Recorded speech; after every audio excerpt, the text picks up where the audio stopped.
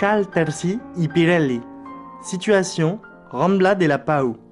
À notre droite, nous trouvons l'espace connu sous le nom de verger de Girabals, surnom du célèbre négociant Paul Soler.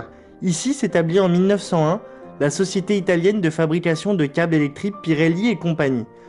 L'ouverture de la nouvelle usine en 1902 marque le changement d'acteur dans l'économie locale. Le capital étranger prend le relais de la puissante bourgeoisie locale de la deuxième moitié du XIXe siècle, affectée par les bouleversements du tournant du siècle des années tristes.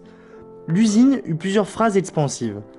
En 1917 se constitua la société producteur Pirelli SA, filiale espagnole du groupe italien. L'agrandissement progressif de ces installations fut déterminant pour la physionomie de la zone. Pendant plus d'un siècle, jusqu'à la date de son déménagement à la périphérie en 2004.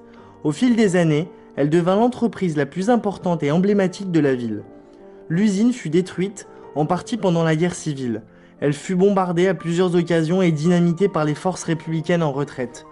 Sa reconstruction dans les années 40 inclut des bâtiments de grand gabarit volumétriques avec de grandes fenêtres combinées et des hangars traditionnels en dents de scie, avec une forte utilisation du béton armé.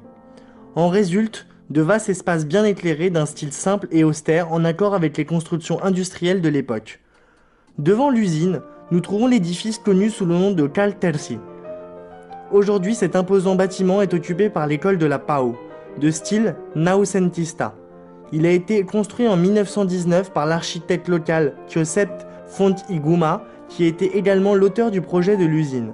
Ce fut à l'origine une résidence pour les techniciens et dirigeants de Pirelli, d'où le nom populaire de l'un de ses directeurs, M. Carlos Terzi.